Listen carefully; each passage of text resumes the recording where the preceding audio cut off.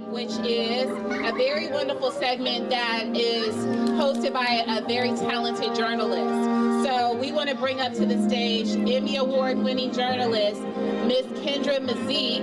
She is going to bring her Voices of 904 segment, which you can see on news4jax.com. She's going to have a live version of it here. So we are in for a treat because usually this is taped and all of this good stuff, but you're going to hear from her and the talented people that she'll be interviewing. So it'll be like you're watching a live podcast. And how often do we get to see a live podcast show? So we're going to have that here. So we want to bring to the stage Miss Kendra Mazeke and her Voices of the 904 segment. Let's give her a round of applause.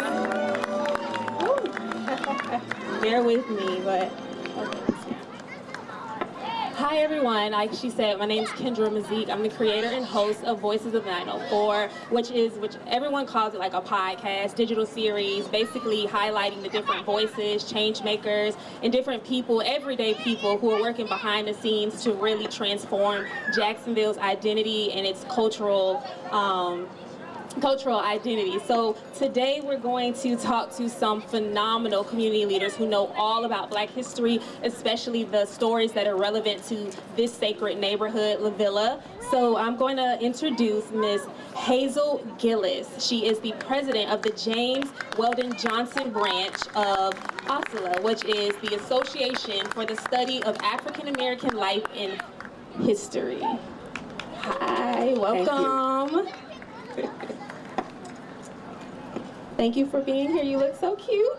Thank you for having me. Yes, ma'am. So we'll get started. Just give a little brief backstory about what ASLA is and how the Jacksonville chapter plays a role in the community.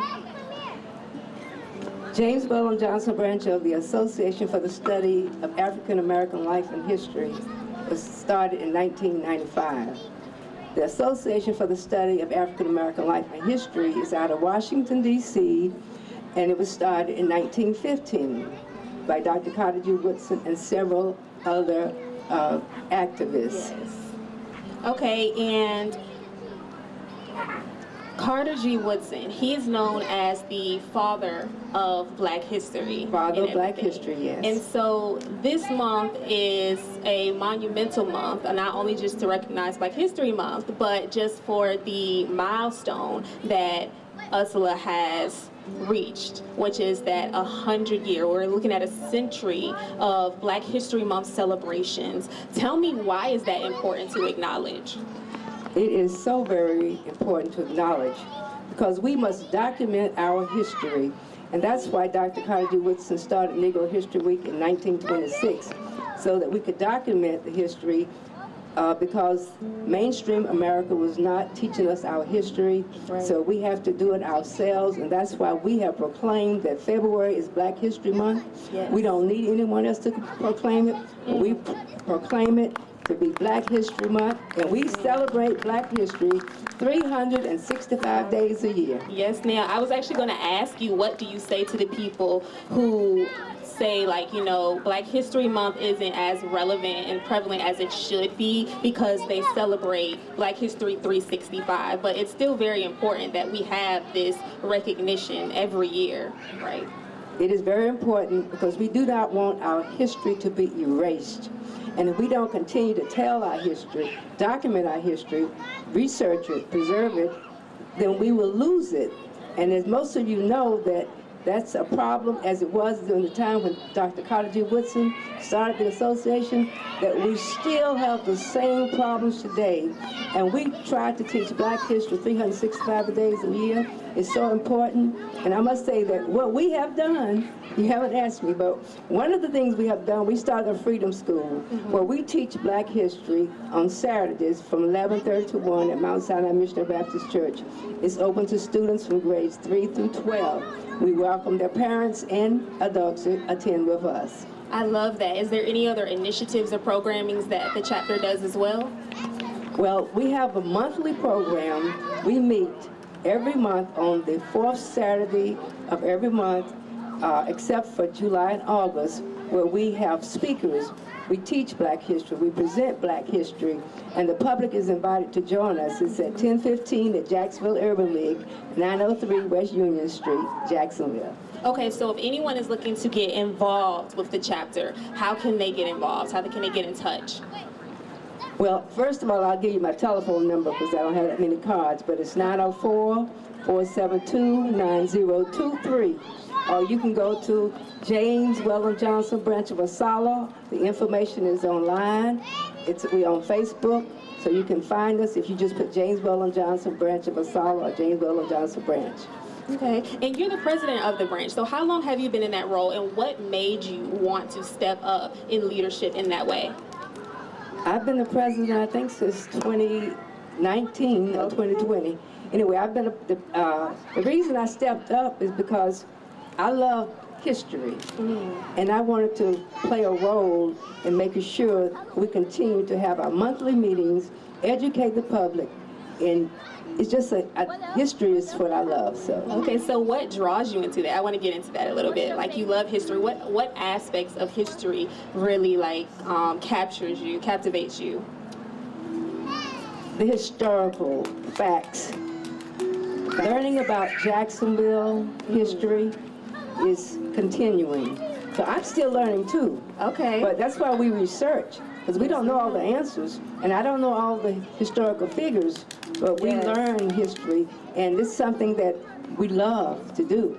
So I love history. Yes, I love that about that. And it's so important that we have people like you, beautiful people like you in leadership who want to continue to tell these stories and who are open about that and have that transparency about still being a student in life and about how important, because every day we're constantly creating Black history, right? Every day. And when Dr. Carter G. Woodson started Asala, we call it Asala, although it's spelled A-S-A-L-H, Asala, it was not to educate the educated, but to educate everyone.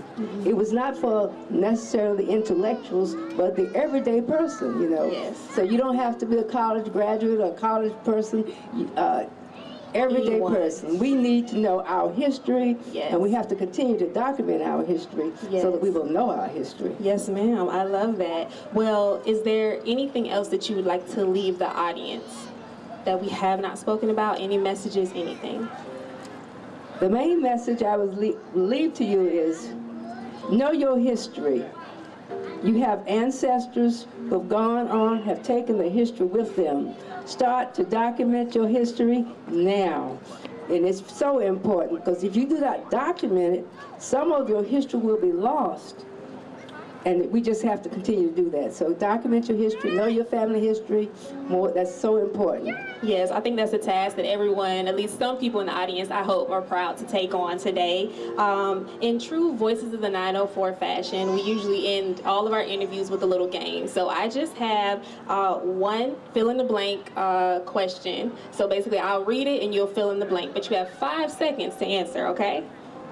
No pressure, no pressure, no pressure. All right, so yours will be Black history is more than the past, comma, it's blank. It is the future. All right, yes, I love that. Everyone give it up for Ms. Gillis. She's so wonderful. Be sure to connect with her and learn more about USALA today. Thank you. All right, so coming to the stage next is Dr. Rodney Hurst. He is a civil rights activist. He's a father, an established writer, and you may know him as the 16-year-old. He has a famous mural here in Jacksonville. He was a 16-year-old who was a part of the attack that is known as Axe Handle Saturdays. So let's give a warm welcome to Dr. Hurst. Hey. How are you? I'm well. You looking dapper? Well, I'm here for the call. All right. Thank you. Appreciate that. So, yes, I just did your introduction and we talked a lot. I talked about Axe Handle Saturday. That moment, like you were 16 years old, I really want to know, like, what's the most vivid memory that stands out to you when you reflect on that moment? Well, when you understand that we were members of the Jacksonville Youth Council, NAATP, And stores downtown, racist stores downtown, open up their stores for black shoppers to come in and spend their money, but only where they wanted us to spend our money. Right. So we said that was insulting, and it was a conflict to my black human dignity and respect. So the stores downtown, well before there were malls, had these lunch counters. Some lunch counters, they had one lunch counter, and blacks would have to go to the end of the lunch counter and stand and order, couldn't sit. Or they had two lunch counters, and the colored or the Negro lunch counter was at the back of the store. Again, we said that was insulting. Right. So most of us, 95% of the sit-inners in Jacksonville in 1960 were from high schools, Northwestern, Stanton, Gilbert, Douglas, Anderson. And we sat in for 2 weeks at all of the lunch counters in downtown Jacksonville. The press did not cover any of this, Channel 412, the newspaper. The Klan had a meeting the week before Axe Handle Saturday to plan a race war to attack blacks downtown. Right. The police knew about it. The National Guard knew about it. National Guard was on standby. Police was on standby. But on that Saturday, August 27th, 1970, there were no law enforcement officials downtown. So we were attacked by 200 whites with axe handles and baseball bats. And in addition to youth council members, any black person downtown was also attacked by these racist Klan members. Right. I joined the Youth Council NAACP as a result of an invitation from my 8th grade American history teacher, Rutledge Pearson. I started school when I was 5 and I got skipped, so I'm 11 years old in the 8th grade, and Mr. Pearson stood before us and he said to his class of Negro students at the time, the vernacular, that freedom is not free. If you're not a part of the solution, then you're a part of the problem. And over a period of time, including the time I was in Mr. Pearson's class, you internalize that white American history is incomplete, dishonest, and racist.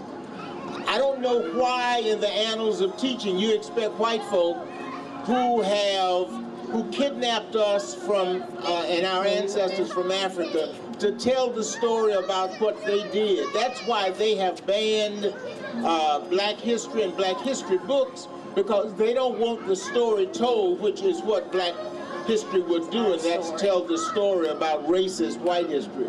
Right. So that's a very powerful moment that defines your life and everything, and the trajectory of your advocacy for telling these black stories and making sure that people were educated, but also pushing people to want to be a part of that change. So when it comes to like our younger generation who are pushing for change, but they're also meeting resistance, what advice would you give to them? First of all, young blacks need to understand what racism is.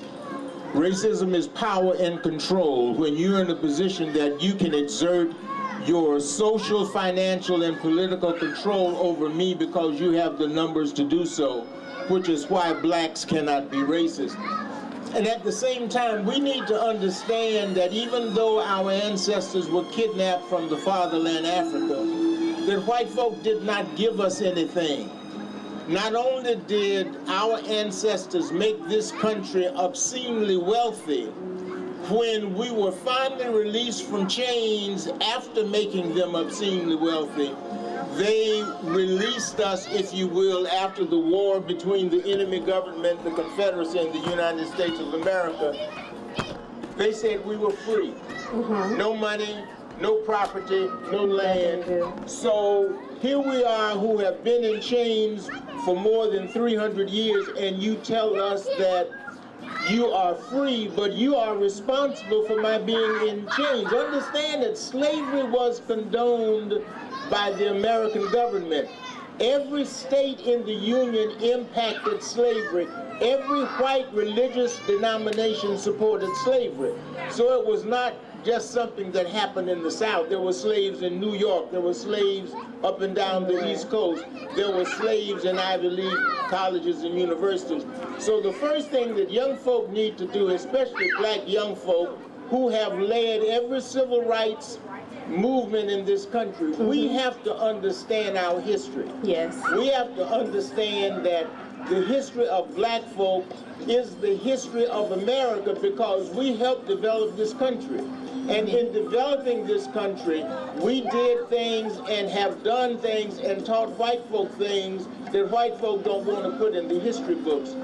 Education says that if it's not written down, it did not happen, which is why white folk don't want the accomplishments of blacks to be on those history pages. They want us to always feel as if we are subservient to white folk by not talking about the contributions of blacks in this country. And I think that's a perfect segue to my next question, because you brought up Rutledge Pearson, and he was your mentor, and you and him, he had y'all murals. There was the street right there that's dedicated to him. He has a school. There's just like significant monuments around Jacksonville, around the city, that show that history. Why is it important that these stories live in public spaces and not just in the history books? Because the whole concept of diversity, equity, and inclusion is what has been demonized. Because, of course, this crowd is a diverse, equal, and inclusion example in this country. This is not what white America and white racist elected officials want to see happen. Right. When you say something about black history in Jacksonville, the state of Florida, in this country, it piques an interest. When I talk about black history and I talk about the first person to perform heart surgery was a black doctor named Daniel Hale Williams. The first person to classify blood plasma was Charles Drew, a black doctor. The first person to set foot on the North Pole was Matt Henson. That the person who laid out the city of Washington, D.C. was Benjamin Banneker. That's information that should be walking and talking knowledge with young blacks today. Yes. Because when you don't understand your history, not only do you know where you don't know where you have come from, then you obviously don't know where you're going. Yes. So what would you say would you think that your younger self, 16-year-old Rodney Hurst, is proud of the man who sits across from me today? Well, my mentor, Mr. Pearson, made a difference in my life because he helped me to understand that black face looking back at me in the mirror. He helped me to understand that black folk have accomplished in this country in spite of. He helped me to understand that joining an organization like the NAACP is to help me in terms of being a part of the solution and not a part of the problem. When we studied Carter G. Woodson, we understood from what Carter G. Woodson started the need for black folk to know about their history. What I had in junior high school was a history book that only had the name of George Washington Carver and Booker T. Washington. That's what white racist textbook authors and historians are prone to do. Tell history from their side, and then they lie about that part of history, which is as racist as it can be. They know that black history will shine a spotlight on the racism and the lies they have told in American history. It's our responsibility, not only as black adults, but in talking to young blacks, to make sure that we help our young people understand who they are. Their history did not start with slavery. Right. Some of the greatest accomplishments in the history of this world comes out of Africa, and they need to understand that. I think that's another charge that we all can take on as well, especially during Black History Month. Well, Dr. Hurst, it's been a pleasure. So is there any other message that you'd like to leave the audience today? Well, a couple of things. Number one, again, Mr. Pearson's words to us: if you're not a part of the solution, you're a part of the problem. But I always say to young folk, in terms of a mantra, in terms of a slogan, in terms of comments, don't challenge me until you know me. Don't underestimate me until you challenge me, and don't talk about me until you talk to me. We have to understand that this comfort speak that we're involved in, where we want to make white folk feel comfortable, they need to feel guilty and uncomfortable, because if their ancestors never did anything, they would have no reason to feel guilty and uncomfortable. We need to make sure that we understand who we are first, then we can tell other folk who we are. About us, yes, I love that. So thank you so much. You are not exempt from our little questionnaire game. So it's just one question, fill in the blank, and you got 5 seconds, okay? Black culture is something we protect by blank. Black and brilliant culture is something that we protect by knowing what it is. Yes, sir. Thank you so much, Dr. Hurst. All right, so we're going to keep going. So I would love to bring up Miss Carol Alexander. She's the director of the A.L. Lewis Museum down in the American Beach, as well as the former founder of the Ritz Theater and Museum here in the LaVilla neighborhood. Let's give her a round of applause. Thank you, welcome. Okay, so we'll get this figured out, okay. All right, so we'll jump right in. As a founder of 2 prominent museums in Northeast Florida, what led you to this type of storytelling and curation? Well, good evening, Jacksonville and our LaVilla. We're glad to see y'all back in LaVilla.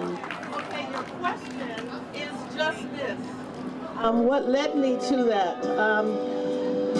It was a time when Jacksonville was lack of, our culture was just melting away. We had it in different neighborhoods. We had it in our churches. We had it in our organizations, but collectively, there was no place for us centrally to come back to, because this was an all-black neighborhood. And the city started to come, and people were taken away and promised that they would return. Well, after 8 years, it's slow to do that. You see development, but this was empty.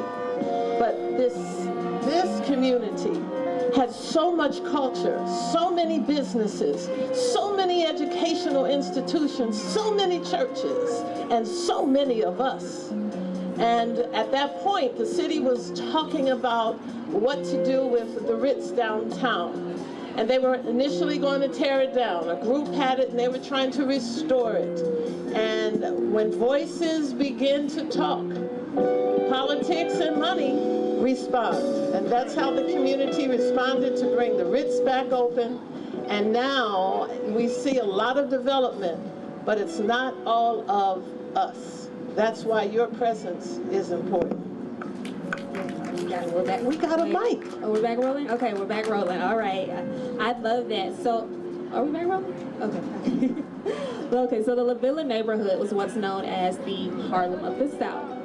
So, and that's where like music and the arts really played a big part in business. Like you just saw Black excellence thriving there during that time period. So, how did music and performance shape LaVilla's cultural identity, and how do you suggest that we continue to sustain that, especially through the different projects that we see at the Ritz Museum? Well, I think music and art is the foundation of our culture and our people, our society. When you get art, it talks about the behavior of the people. Whenever you see art, I think an artist is over here, is talking about, her pictures talking about a prominent woman from LaVilla. And music does the same. When we talk about love, Marvin Gaye came out, about war. What is it good for? So music, musicians, writers always write about what is happening in our culture. And that is the same way that we needed to bring that back here to Jacksonville. For an example, in the footprints that you're sitting and standing on right now, this is the actual footprint where James Weldon Johnson and John Rosamond Johnson wrote Lift Every Voice and Sing. First, James wrote it as a poem for the 500 colored school kids down the street at Stanton, and then he brought that wording home to his brother, who was a musician. He was a piano player. and began to go do. He says, that fits. You know, look at every voice and sing. So that right there, the foundation of music was meant to uplift our kids. It was to give our kids hope. Because we're only talking about 40-some years or less than that, you know, out of enslavement, not slavery, enslavement. So we needed things because we come from rhythm. Yeah, we come from rhythm. And it was stolen from us in Africa to here. So when we talk about art and culture and a community begins to dwindle or suffer or have behavioral issues, that music comes. Yes. From then to now. You know, older people like me, like my great Dr. Hurst, we listen to rap and we go, oh my goodness, that ain't Smokey, that ain't Billy X. Stein, that ain't Cab Calloway, but that rap tells the story of now. Yes. So the art and the culture had to come back. So the Ritz became that. There was no place in this city at the time where young people could come and feel what they were feeling inside and get on the stage and do it. Not only that, where young people could come and be trained classically in jazz, in soul music. They would be able to come. I would bring all kinds of artists in, and the kids were able to come in and see and be for free. That was also in the gallery and in the museum. One part of it told the history of Jacksonville and specifically LaVilla, while the other, we would bring in artists so they could see artwork around. A lot of artists began to know that this spot was here and it was Black and it was about the direction of art, and they would come for free sometimes. So it was very important to the city. That visual storytelling is important to Black history, like in general. Like you said, our stories really resonate through music, through the arts, where we don't have necessarily the words to say what we mean and stuff. It just shows, like, visually. We captivate in that way. And I'm glad that you brought up, like, the sacred ground that we're on now, because I want to know, how does it make you feel to see now the Lift Every Voice and Sing Park, which has been resurrected, and it's still this cultural hub for music, for dancing, for community, all in this historical space? Like, what does that mean to you? It gives progressive joy. I was slow in responding. You know, it has been an up and down kind of a journey here. It was promised to us almost 30 years ago. And yes, I am proud of this park. I have been proud. I was a part of the design of this park, along with Lloyd Washington, and it brings joy. But it cannot be just the people behind the scenes that create this joy. And when I walked out and I saw everybody here, and that's why I said, hey, you know, because I'm glad you're here. Because if you do not continue to come here, it will continue to dwindle. So it's important for this to stay alive. It's important for the Ritz to stay alive. Because if it doesn't, it just disappears. And then we will continue to disappear. We're in a partial disappearance right now, but we will continue. Why is art and history so important? We are in a state where our books that we fought so hard to get into a library, where we fought so hard to get into our kids' hands, and by law, we cannot have Black books in our schools. By law, you can't go downtown and find Jackie Robinson. You can't go downtown and find, you know, Frederick Douglass. You can't go downtown to learn the history. So if we do not continue to bring the history forward in many different ways, and to teach our kids, like we heard Professor Hurst tell us, we have to teach our young. And it's as easy as talking about your grandmother, your grandfather. It's as easy as talking about where you used to live. It's as easy as hugging them and say, baby, you're black and you're beautiful. I can't wait to see you grow up because you're going to be somebody. So it is up to all of us to keep this going. Did I answer your question? Well, yes, ma'am, you did. But also, our history just is not exclusive to the LaVilla neighborhood. So tell me a bit, take me to American Beach, where we're over there with A.L. Lewis, like the Florida's first millionaire and his successful insurance business, and tell the people about how they can learn about the history that happened out there. Well, the history that happened at American Beach began right here. The history of American Beach was right down here on Union Street. 1901, after the yellow fever. I know my friend Rodney did some history making for you. Can I do a little bit? Okay, go ahead. Okay, so let me, I'm on the couch and I'm comfortable. The floor is yours. But you really have to understand where you are, how we got here, and where things began to migrate. And that's just not in Jacksonville, but for black folk. So let's begin with the Civil War. Yes, we fought there. Then when the war was over, there was a colored encampment here. There was one up in Fernandina. When the war was over, Abraham Lincoln had just began to scribe the Emancipation Proclamation. He hadn't had it ratified, but he knew if we were free, what would they do? Because y'all remember Nat Turner. So well, maybe some you do and some you don't, but Nat Turner, he was one of the people who led uprising. Harriet Tubman, she was taking people to the north. We didn't just sit and say, yes, sir, yes, ma'am. Ma'am, we were rebelling. So they knew we could rebel. So they sent Sherman and Edwin Stanton. Edwin Stanton, our Stanton School is named after. He was the Secretary of War, and Sherman up to Fernandina to understand once that emancipation came up and all the black folk, where were they going to go? So they stayed here in this area for about 4 months. They went as far as from Charleston down to Jacksonville.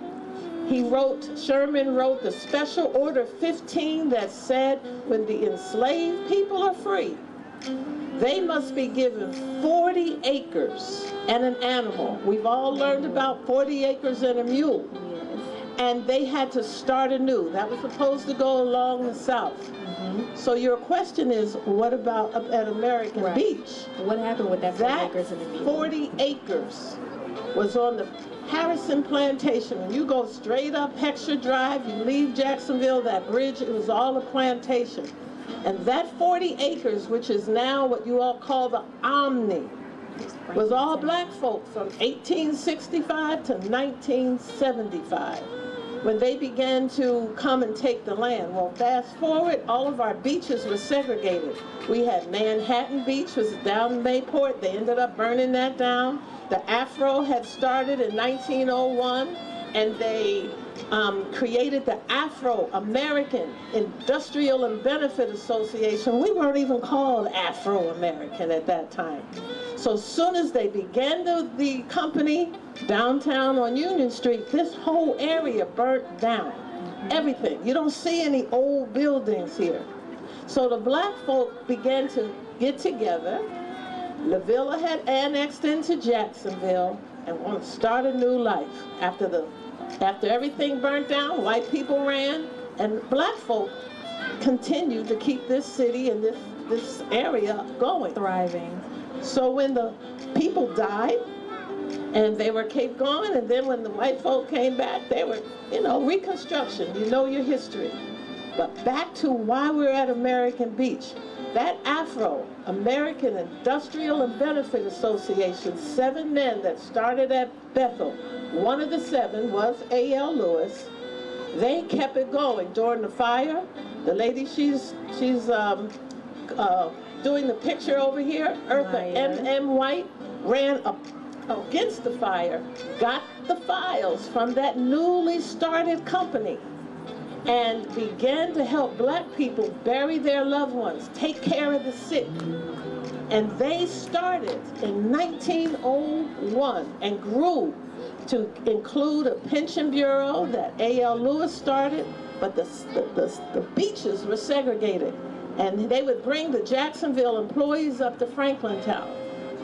And Franklintown, like the Omni, that's where Omni is, he saw a parcel of land that said nobody was to get it. He got a white lawyer to intercede. The company brought it, and A.L. Lewis said, I'm naming it American Beach because we are as American as anyone else. And American Beach was founded for recreation and relaxation without humiliation. So I'm sorry to be long about that, but from 1935 to today, that beach has been in existence. All of your grandparents and your great-grandparents, your aunts and uncles, everybody could only go there. So all of the great artists, the Ritz was there then, Cab Calloway's, the Duke Ellingtons, the Ray Charles, everybody would be at the Ritz, the Frolic, the Strand. There were 5 or 6 theaters here. But then, after they would perform, they would do sit-ins up at the Rendezvous on American Beach. So the connectivity of the history and the music and the art and the recreation, because now we could sit out on the beach. People would come from all over. There were no signs that said whites only.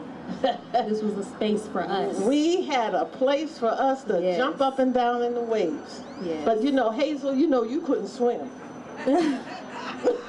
I'm sorry, I had to get personal. Her out. Yeah, why you called her out like that? Because I just saw her in her hat, you know, like I know she went there. Yeah. But go ahead. Okay. Miss Alexander, you have a wealth of knowledge, and I love that you gave our audience a timeline, and I'm pretty sure you can expand even further. So this has been such a joy. I want to open it up to questions, but before, well, 2 questions, because we got to keep moving. But before that, we do have a little game. It's a fill in the blank question. You have 5 seconds, no pressure. I'm gonna give you a question. I'm old, I can't think in 5 seconds. No, not the way you spit that off the dome like that, please. No, ma'am. Okay. So storytelling is a form of blank in the Black community. 5 seconds. Communication, enlightenment, and joy. All right. I love that. I love that. Thank you. Thank you so much. I had the pleasure of meeting Mr. Washington about a week ago for one of the episodes we were getting ready for season 2 for Voices of 904, and meeting him, I was just blown away because he just kept on going and going and going about his impact in this community and about everything he knows about Black history. So I'm excited. All right, so for those who may not know, this park was 17 years in the making, and you were an integral voice for making sure that these sacred grounds were turned into something that breathes a new life into this neighborhood. Why was that so important to you? It was important to me because of one thing. I'm a John Roseman fan. Yes. Dr. Carolyn Williams, my predecessor at the museum, introduced me to John Roseman. Okay. And the music, the man, his contributions meant a lot to me.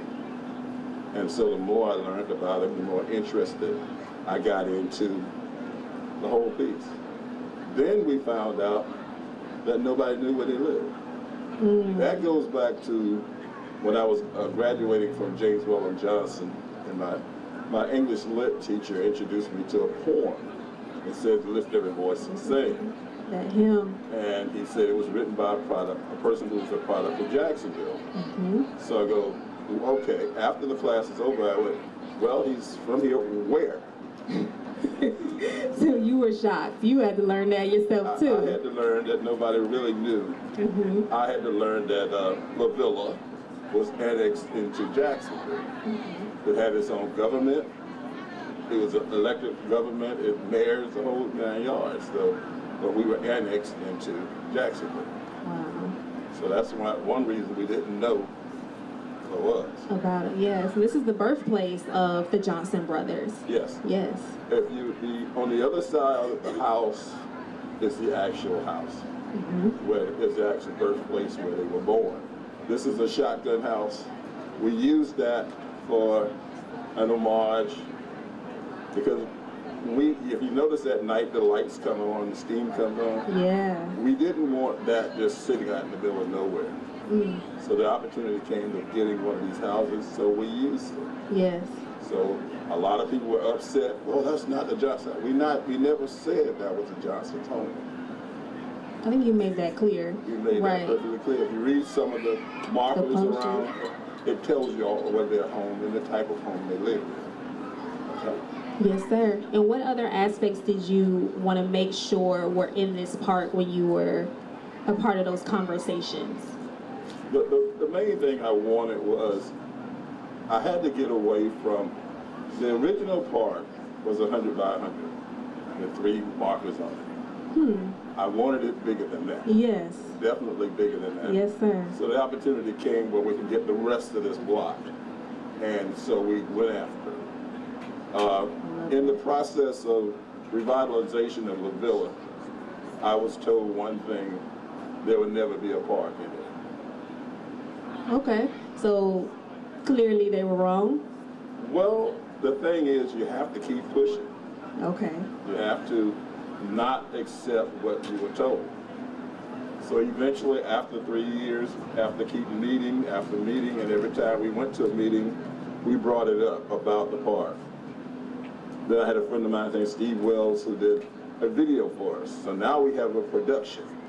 So we've gone from, a lot of people are just simply, they will listen to you, but if you don't have anything to show them, they don't move forward. They won't move forward. So once we had something to show them, then we started moving forward. It took you a little bit more seriously, huh? Yeah. Yeah, okay. I've gone to meetings where they would put me on the end of the public, when the public had a chance to speak, and this too long, don't worry about it. So I was that person. I was always that last person. Now I go to meetings, I have a desk, I have a chair, and a marker in front of mine where I sit and say, Lord Washington. That's your name? Yes, that's my name. Okay. So it took a while to get to that point where we did.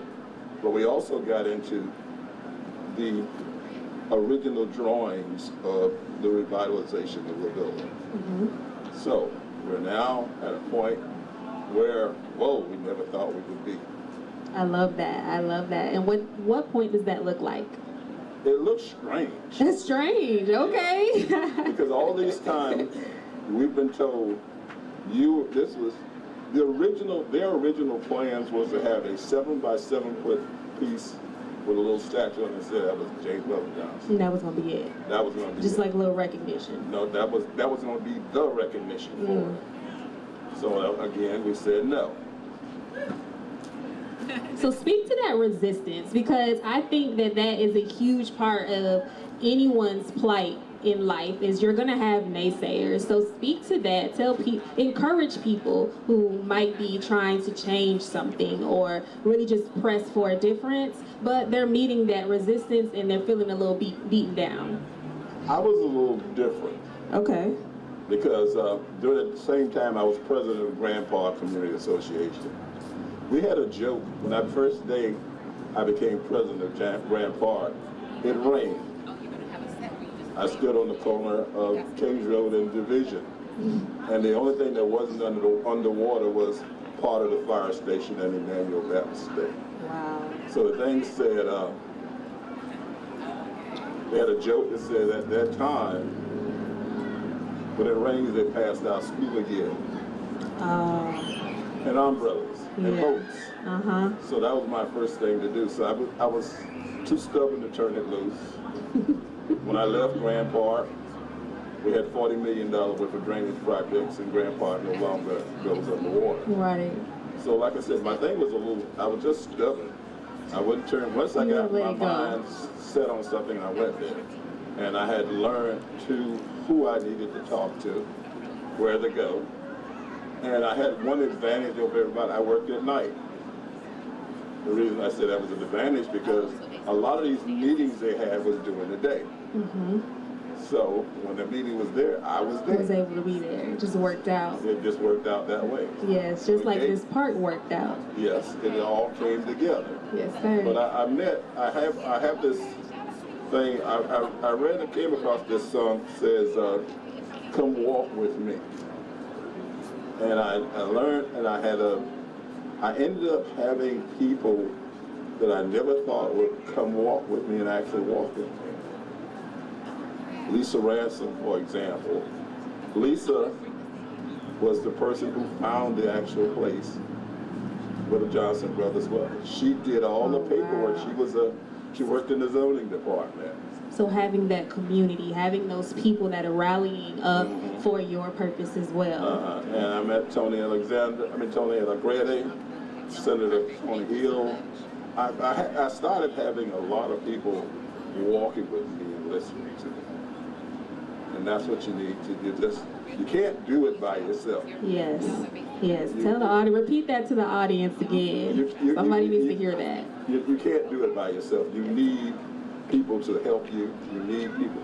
But like I said, I've met people that was, like former Councilman Warren Jones. I was with him today.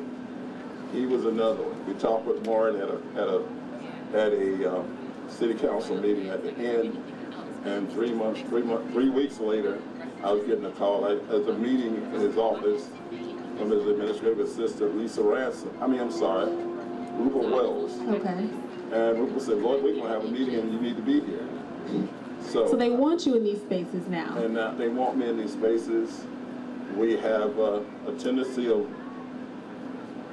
going into communities, asking questions, and getting a lot of things done. I had the privilege of also working with the Jacksonville Housing Partnership, where we had a project called Paint the Town, where we did 60 houses for senior citizens on a yearly basis. So that was our major project. So we did that in 12 different neighborhoods.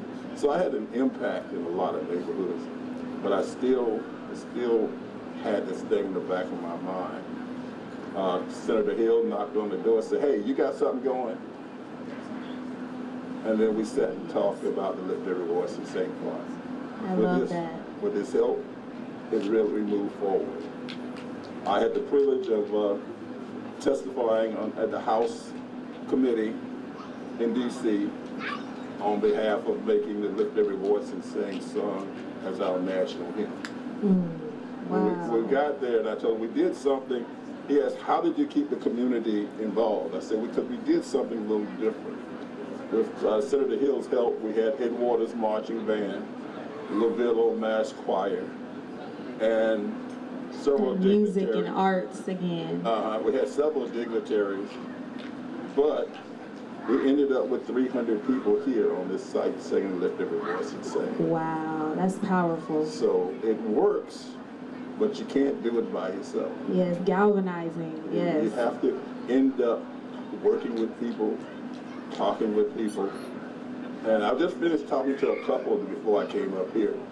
And we had a long conversation. And I do that a lot. I was gonna say, I believe that. I believe that. Because I walk up to people and ask them how they like the park. I was gonna ask you, so when it's someone's first time here, what do you want them to take away from the park? That experience. Simple thing of that it's here. Just acknowledging its existence. That it's here. Because, Gotcha. like I said, I was told by a group of developers that this park would not exist. And we went from a little 100 by 100 piece with 3 markers to where you see right now. I must give a big shout out to the Jesse Ball DuPont Fund. Okay. They really came through, because I had gotten to a point where I got everybody galvanized, but it's now time for the money. Oh, yeah. You gotta have those talks. You got to have that support. The financial support. Mm-hmm. And so with the help of the Jesse Ball Department and Mari Kurishi, the chairman, we moved forward. At that point, the only drawback we had was COVID. Right. That messed up everybody. We talking about 17 years. A big part of that, we had to the city of Jacksonville was shut down. And we had to deal with COVID. And try to work around that. Work around yes. that. But many years later, it's thriving. This is a cultural hub for the community to come to enjoy music, to enjoy fitness, just to be us, to be a part of Jacksonville, and to be seen, as you said. Yeah. The thing was, I had to learn. I was happy as all get up. Gerald Joseph called me over Parks and Recreation. Said, Lloyd, we're putting dirt on the park. What was that feeling like? I was standing across the street watching them put dirt on the park. I was like, you got to be careful after all these years. Yeah. So this section, what they climbed up, I learned about dirt has to settle. So that's a 4-month project. Just putting in dirt, itself. just letting put dirt up there. It first started taller than what it is now. And 3 months later, it was down. So we had to keep putting dirt on it. On top. The thing was to make sure that nobody climbed up there and stepped in a hole. So we're in. I learned to make a lot. it compact, yeah. I learned a lot. I met a lot of people. And you had to trust the process in this too. Yeah, you have to. Keep the faith in yourself and in the community to see, so that this could have seen the light of day. Yes. There are 2 people I need to give a personal thank you to. Okay, go ahead. And one of them is Beyonce Knowles. Beyonce Knowles did Lift Every Voice and Sing at Coachella. And the reason I'm giving her thanks, because that was the first time a lot of young black people had ever heard the song. That's true, that's true. And fortunately, we were having a jazz festival on this site, and everybody came to the festival wanting to know where Beyonce is. And so we had to, well, she's not part of it, but it helped us bring 3,000 people here. The other person I have to give a personal thank to is Alicia Keys.